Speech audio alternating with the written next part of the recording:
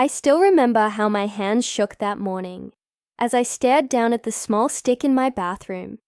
Then another, and another. 3 tests in total, each delivering the same undeniable truth. I was pregnant, my heart raced. Caught somewhere, between fear and overwhelming joy. After years of waiting, it was finally real. I was going to be a mother. Jason and I were going to have a child. That very same day, I drove to a clinic in Columbus to be absolutely certain. The doctor's words confirmed everything.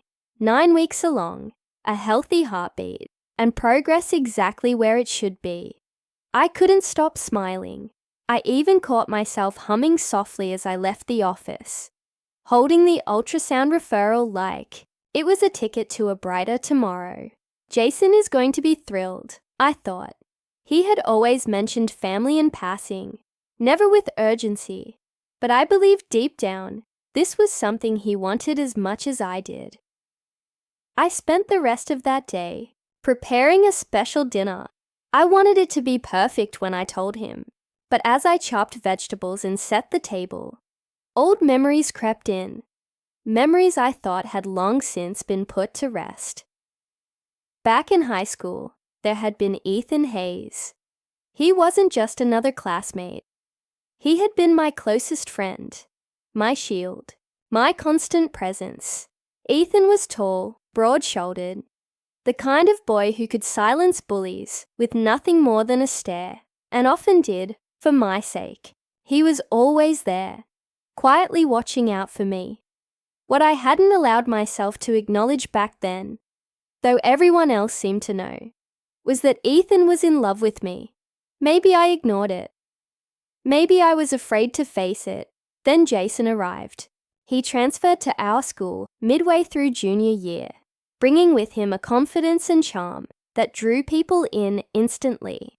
Every girl noticed him, and I wasn't immune. There was something in his smile that felt like a secret, meant just for me.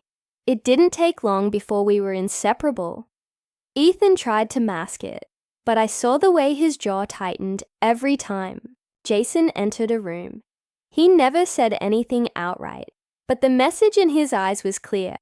Jason isn't who you think he is. I didn't want to hear it. I couldn't accept that the boy who made me feel so alive might not be as perfect as I believed. Ethan's unspoken warnings only made me defensive. If he really cared for me, I thought, why couldn't he just be happy for me? And then there was one night I'll never forget. After a school event, Jason and I were walking through the park when a group of older boys cornered us. They shoved Jason to the ground, sneering, clearly ready to take it further. My heart pounded, frozen in my chest. Before I could even cry out, Ethan appeared out of the shadows. He fought them off with a ferocity I had never seen before, sending them running into the dark. I rushed to Jason, relieved he wasn't badly hurt, but instead of thanking Ethan, Jason shoved him away with irritation. He hated needing to be rescued, especially by Ethan, whom he viewed only as a rival. Ethan stood there bruised, breathing hard, eyes filled not with anger toward me, but with something purer. He was furious because he saw what I refused to. Jason wasn't a protector. He wasn't selfless. He cared only for himself. Back then, I pushed that thought away. I convinced myself Ethan was only jealous, that he didn't understand how deeply Jason and I loved each other. But years later, as I set the table in my tiny kitchen, smiling at the thought of Jason becoming a father, those buried doubts stirred faintly inside me. I silenced them. Tonight was supposed to be about joy, about sharing the news that would change our lives forever. Or so I believed. After high school, our paths began to diverge, though I clung tightly to the belief that Jason and I were building something real. I enrolled in beauty school in Columbus, eventually working as a stylist.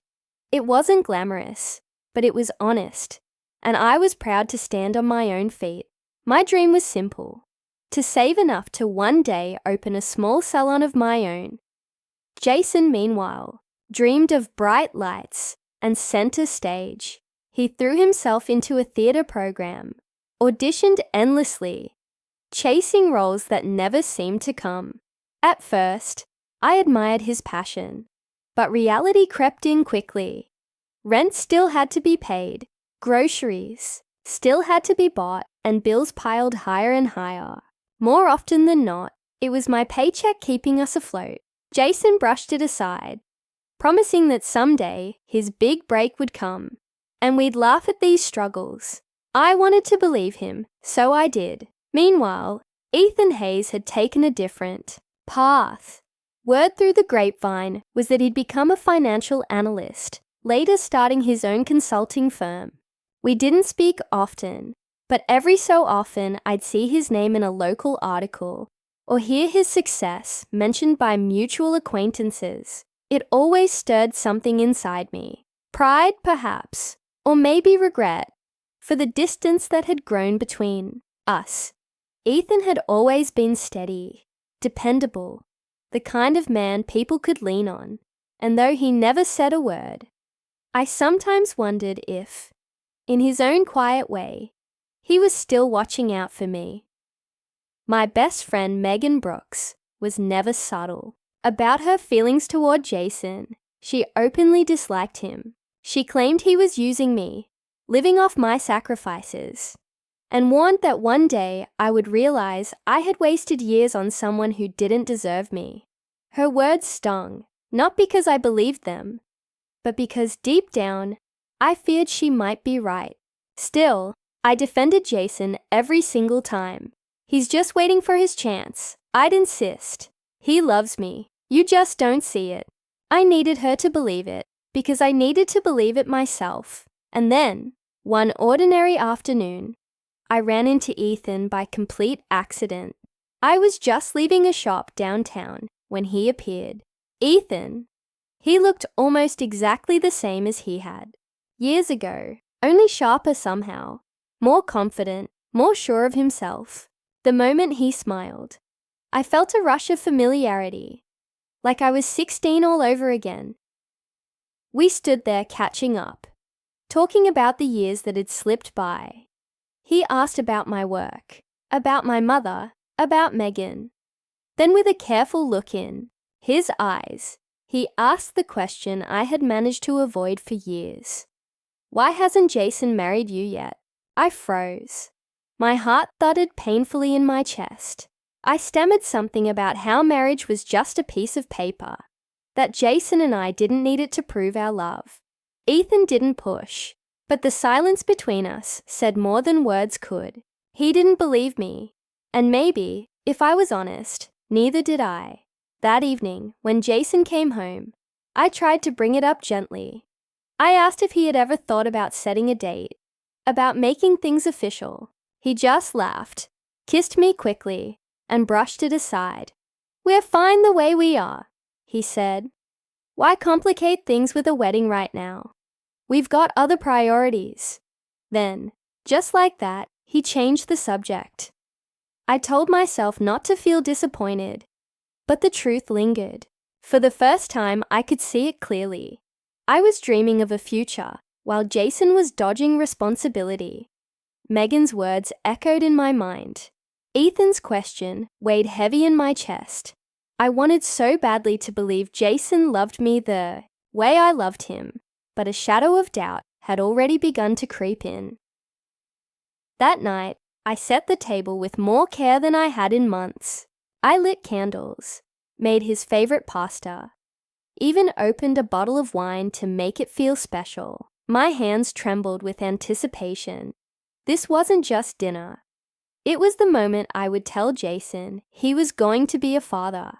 I imagined his face, lighting up, him sweeping me into his arms, maybe even talking about marriage at last. But when he walked through the door, something felt off immediately. His hair was messy, his shirt wrinkled, and when he pulled it over his head before heading into the shower, I saw them, red marks down his back, long, unmistakable scratches. My heart stopped. "What's that on your back?" I asked, trying to keep my voice casual, even though my chest had tightened. He didn't flinch. "Oh, probably from my costume at rehearsal," he said easily. "The button scratched me when I was changing. Nothing serious." His tone was smooth, too smooth, as though he had rehearsed the excuse. I wanted to press, to demand the truth, but instead I swallowed my suspicion. Maybe it really was nothing. Tonight was supposed to be happy, and I refused to ruin it. We sat down to dinner, but I couldn't hold it in any longer. "Jason," I said, my voice trembling, "I went to the doctor today. I'm pregnant." He froze, his fork suspended in midair, his face drained of color, eyes flicking away from mine. "Pregnant? You're serious?" "Yes," I whispered, nerves melting into a shaky smile. 9 weeks. We're going to have a baby." For a long moment, he said nothing. Then, finally he muttered, "I don't know if we're ready for this. We're still young, Sarah. Half the time, we can barely take care of ourselves. How are we supposed to raise a child?" His words hit me like ice. I had imagined joy, celebration. Instead, it felt like the air had been stolen from my lungs. "But we've talked about this before," I said desperately. "You said one day we would." "One day," he interrupted. "Not now." Tears burned in my eyes. Before I could crumble completely, his expression softened. He reached across the table and took my hand. "Hey, don't cry. I didn't mean it like that. It's just unexpected. But if this is what you want, then fine. We'll have the baby. I'll support you." The relief that washed over me was overwhelming. He wasn't thrilled, but he wasn't leaving me either. I convinced myself it was only shock, that with time he would come around. I told myself he loved me, and that was enough. In the days that followed, Jason slipped seamlessly into the role of the concerned partner, almost too perfectly. He insisted we avoid intimacy for the baby's sake, saying he didn't want to risk causing harm. At first, I was touched. I thought it was proof of his willingness to sacrifice for our child. But deep down, I felt the sting of rejection, the timing, the sudden distance. It gnawed at me in ways I didn't want to admit. When I finally shared the news with Megan, she listened quietly, her face unreadable. Then she said, "Sarah, don't you see what he's doing? He doesn't want to touch you because he's already getting what he wants somewhere else. Those scratches on his back. You really believe that button story?" I bristled, defensive. "Not everything has to be some big betrayal, Megan. He's just being careful. He loves this baby already." "He loves me," she sighed, shaking her head. I hoped she was wrong, but the truth was, Emily's words stayed with me long after she left. I tried to push them away, to hold on to the picture of Jason as a loving father-to-be. I told myself he was only scared, that nerves made him seem distant. Yet somewhere deep inside, I couldn't silence the thought that Emily saw something I was blind to. Still, I clung to hope. I kept repeating that love would be enough, that everything would change once he held our baby in his arms. So I smiled. Through the unease, forcing myself to believe things would work out. Not long after his initial shock about the pregnancy, Jason surprised me with what seemed like a thoughtful idea. One evening, while we sat together in our cramped 2-bedroom apartment, he glanced around with a calculating eye. "You know," he began casually, "this place is fine for now, but once the baby's here, it's going to feel small. Don't you think we should start looking for something bigger? Maybe a 3-bedroom near a park or school?" At first, I hesitated. The apartment had been my grandfather's, a modest but cozy home in a good part of Columbus. It wasn't fancy, but it was paid off, and every corner carried pieces of my family's history. I don't know, I admitted. It's ours free and clear. Maybe we could just turn the second room into a nursery. Jason shook his head quickly. That's a waste of time, Sarah. Think bigger. We're starting a family. Don't you want our baby to grow up in a proper home? If we sell this place, we can use the money for a down payment on something new, something that belongs to us. That word, ours, hit me in the chest. He made it sound like we were building a future together. I wanted to believe it. I should talk to my mom, I said softly. His expression darkened. Why? It's your place, our place. We don't need anyone else's permission. Families make decisions together. You and me, that's all that matters. At the time, it sounded like devotion, like proof of commitment. I nodded, pushing aside my unease. But weeks later, almost as if fate wanted to test me, I ended up in the hospital with sharp cramping. The doctors called it a threatened miscarriage and put me on strict bed rest. Lying in that sterile room, all I could think about was protecting my baby. Jason showed up with flowers and reassurance, smiling like everything would be fine. One night, leaning against the wall, he said gently, "Babe, we can't let the apartment deal slip while you're stuck here. I talked to the realtor. If you give me power of attorney, I can take care of everything. I'll make sure we have the perfect home before the baby comes." I froze, pen hovering above the papers. My mother's voice echoed in my mind. Never sign anything without knowing exactly what it means. But Jason's eyes were steady, his tone soft. "Trust me, Sarah. I'll handle it. For you, for the baby." Against the knot of dread in my stomach, I signed. When Emily found out, she exploded. The next day, she stormed into my hospital room, face tight with anger. "You did what?" she demanded. "I gave Jason power of attorney, just until I'm out. It's no big deal," said, trying to keep calm. "No big deal." Emily's voice rose. "Sarah, you just handed him the keys to destroy you. He could sell that apartment right from under you and vanish. And you wouldn't have a single claim to stop him." Her words terrified me because they rang too close to truth. I lashed out, desperate to silence her. "Why are you always against him? Is it because you can't stand to see someone happy after losing your fiancé? Don't project your pain onto me." The moment the words left my mouth, regret sliced through me. Her fiancé had died in a car crash barely a year ago, and the hurt in her eyes was unbearable. She stood quietly, then whispered, "I hope I'm wrong, for your sake," before walking away. The guilt gnawed at me, but I clung tighter to Jason's promises. Later, when I told my mother what I had done, her face fell. "Sarah, are you sure you can trust him with this? That apartment was your grandfather's legacy." I forced a smile, throat aching. "Mom, he's changing. He wants to build a future with me. You'll see." But the silence in her eyes said she didn't believe it. And deep down, I wasn't sure I did either. The new apartment was spacious, brighter, and just a short walk from the park. On the outside, it looked like the new beginning Jason had promised me. I tried to believe this was proof. He was finally stepping up, preparing to be a real partner and father. Some nights, he'd surprise me by bringing tea, massaging my swollen feet, or resting his hand protectively on my belly, as though silently reassuring me that he was here for us.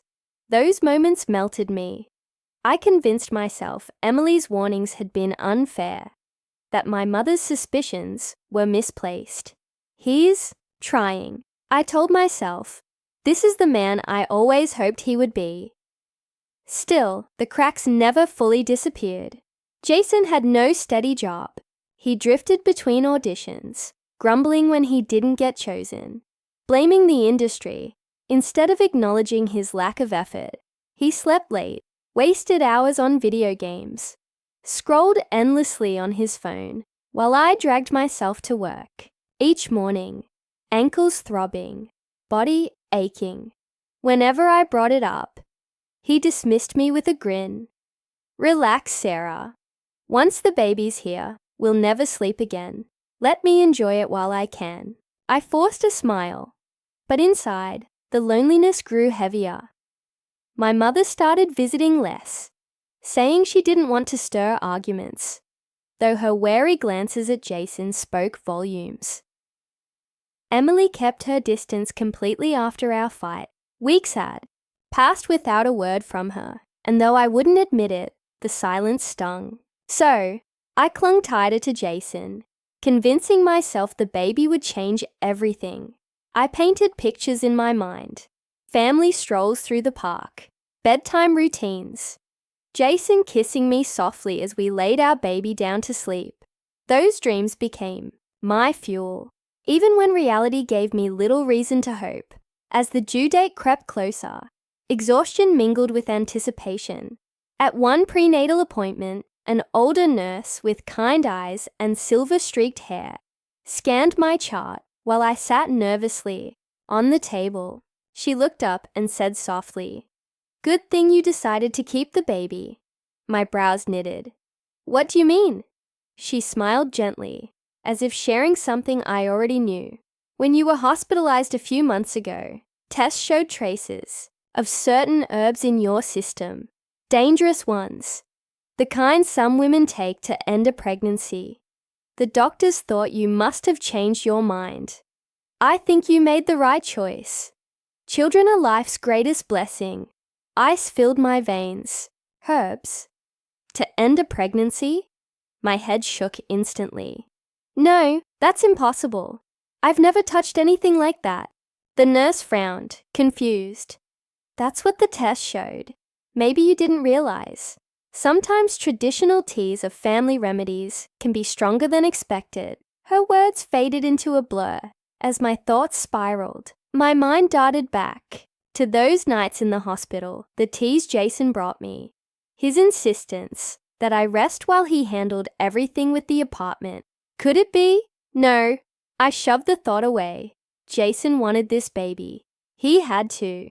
But the doubt rooted itself deep inside me, refusing to leave. On the ride home, I pressed my palm against my belly and whispered to the tiny life inside, "You're safe. I won't let anything happen to you." But even as the promise left my lips, a gnawing fear whispered that someone I trusted had already tried. The day of delivery came like a storm. I can still remember the sterile bite of antiseptic, the piercing white lights, and the endless hours where pain felt eternal. And then, finally, the cry, the sound that split my world in two. My son had arrived. My Ethan. The doctor placed him carefully into my arms, and the instant I felt his warmth, an overwhelming love nearly crushed my chest.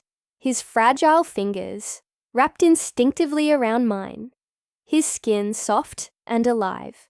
Tears blurred my vision as I whispered, "Welcome, baby. You're safe now." For that moment, nothing else existed. Every ache, every fear dissolved into pure miracle. But the joy dimmed with a hollow ache. Jason wasn't there.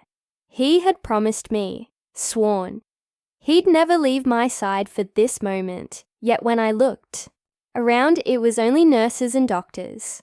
No familiar face, no hand to hold. I told myself he was probably stuck in traffic, maybe caught at work. I clung desperately to excuses. Later, once I was wheeled into recovery, I asked if he had arrived. The nurse shook her head softly, pity shadowing her expression.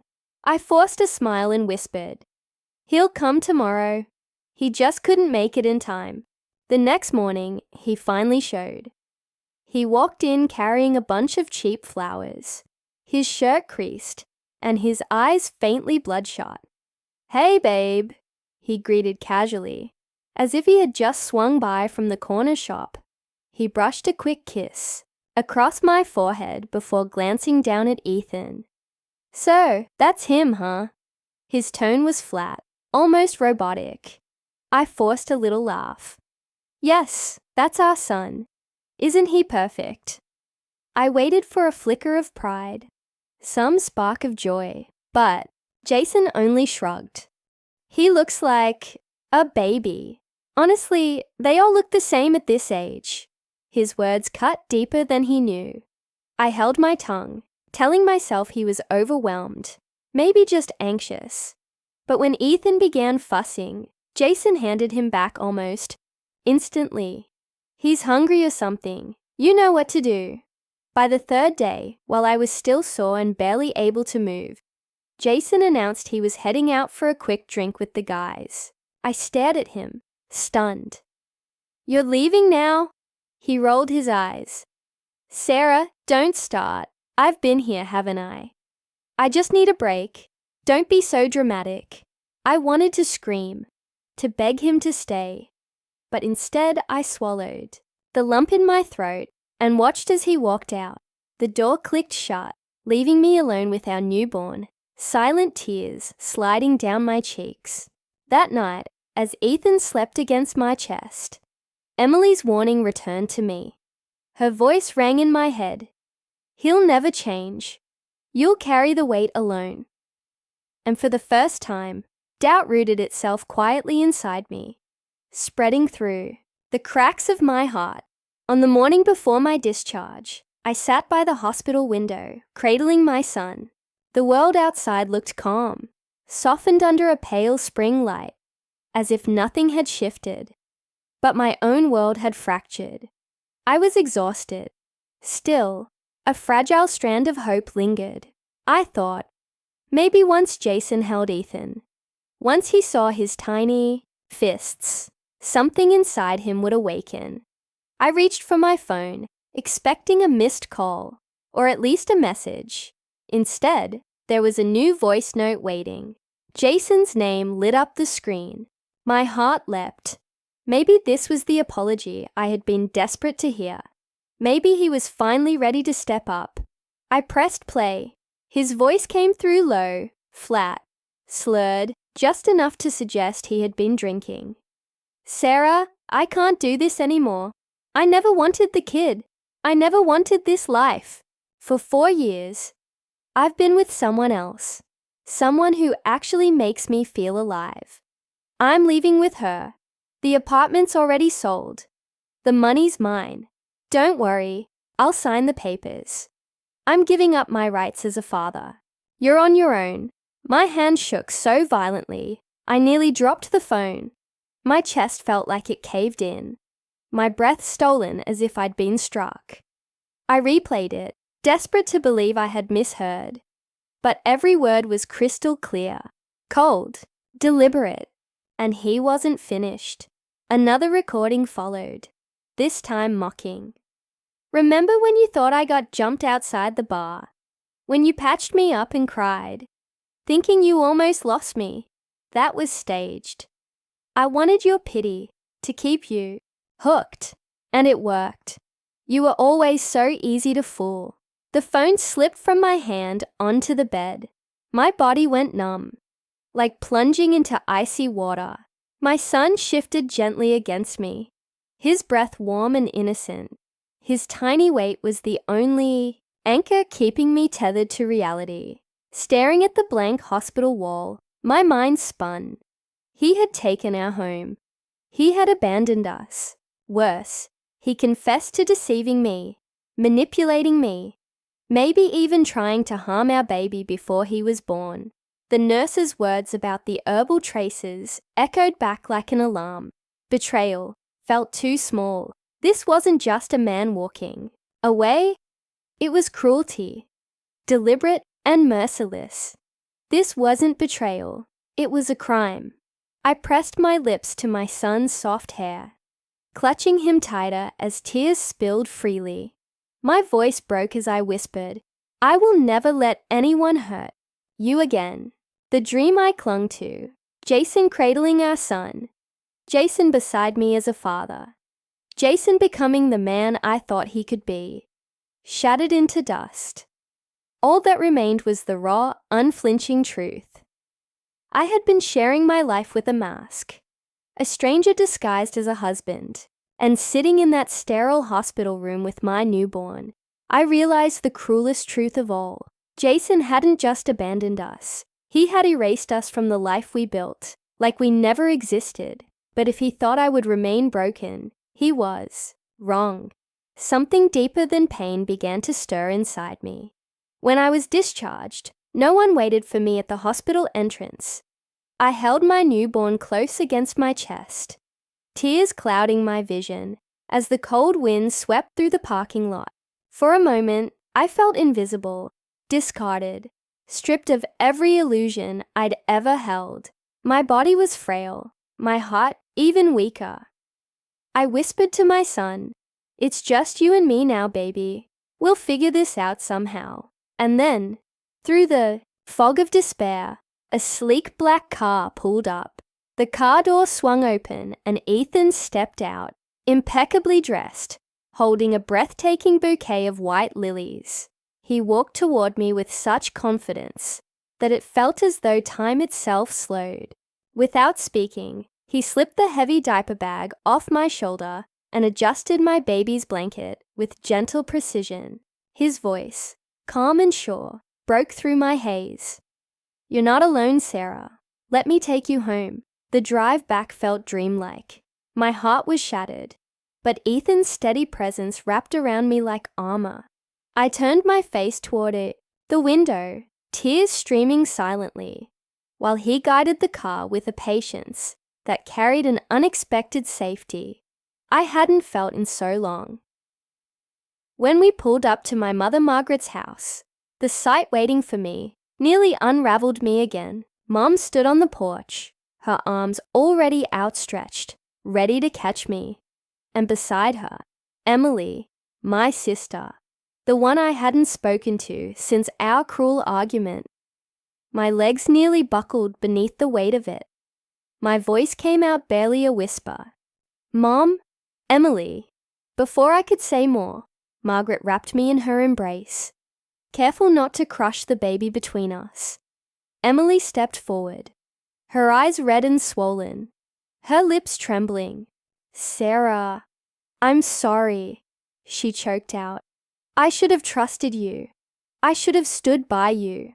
For one fragile second, anger flared inside me. I wanted to cling to the bitterness that had carried me through the silence.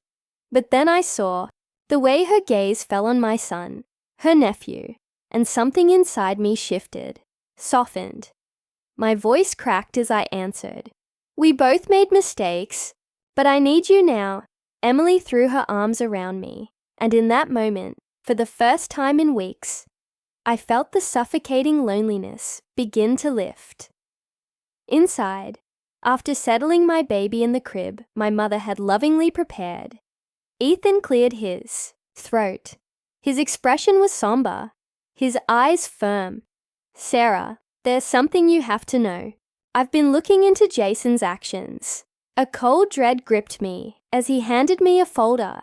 Inside were papers, bank transfers, property deeds, even forged identification cards.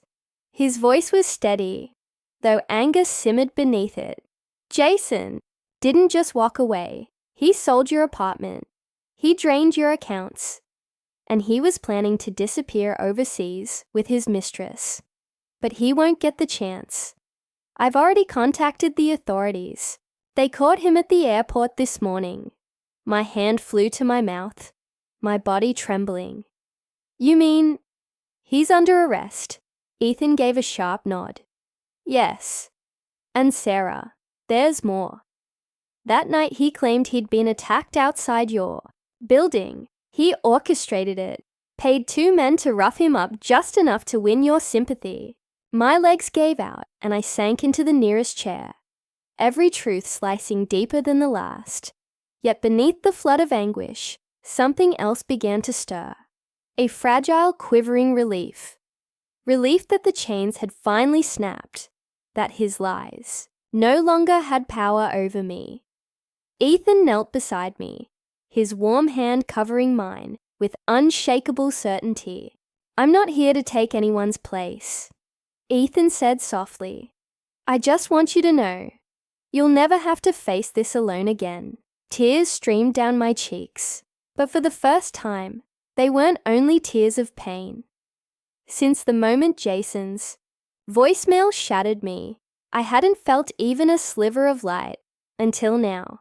I had my son, I had my family, and whether I was ready to say it aloud or not, I had Ethan. Maybe, just maybe, that was enough to begin again. Jason's arrest was like slamming shut a book I should have burned years ago. The authorities moved quickly. Fraud, assault, embezzlement.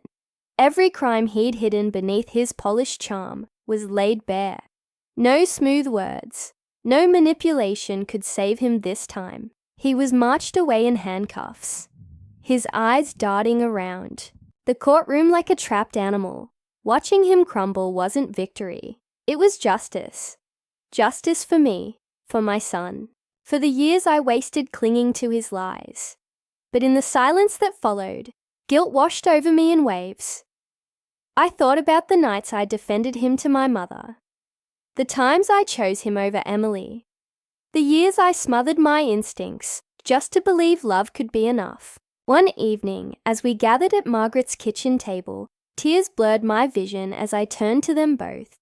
I was blind, I admitted, and in that blindness, I hurt you. I chose him over the truth. My voice cracked, but neither of them pulled away. Margaret's hands reached across the table, warm and steady. Emily's gaze softened. "You don't need to apologize anymore," she whispered. "You're here now. That's what matters." Their forgiveness didn't just ease me. It anchored me. Days turned into weeks, but instead of grief, my days began filling with something I thought I had lost forever: hope. Ethan became a quiet constant, steady as solid ground. He never tried to replace what was gone, never pushed himself into spaces that weren't his. Instead, he created a place where safety and love could bloom again, where my son could grow without shadows hanging over him. And then, one golden afternoon, everything changed. Ethan asked me to step outside. The setting sun bathed the garden in light. Margaret and Emily sat nearby, watching quietly as though they already knew what was about to unfold. My heart pounded. Ethan turned toward me, his eyes tender, and dropped to one knee. "Sarah," he said, voice thick with emotion, but steady. "You've walked through storms that would have broken anyone else. Yet you're still standing, stronger than ever. I don't want to just stand beside you. I want to build a future, with you, and with your son. Will you marry me?" For a heartbeat, I couldn't breathe. Every wound, every betrayal, every night I thought I'd never recover, seemed to collapse into a single tear, rolling down my cheek. "Yes," I whispered, then louder, trembling but certain. "Yes." Ethan slipped the ring onto my finger, and the world seemed to release its breath. Margaret covered her mouth with her hand. Emily smiled through her tears, and my son giggled in my arms, as if he somehow understood the shift that had taken place. That night, standing by the window with my baby against my chest and Ethan's, hand woven through mine, I felt something I hadn't in years: peace. My story was no longer one of betrayal, or pain, or survival. It had transformed into something new: a beginning, a home, a family.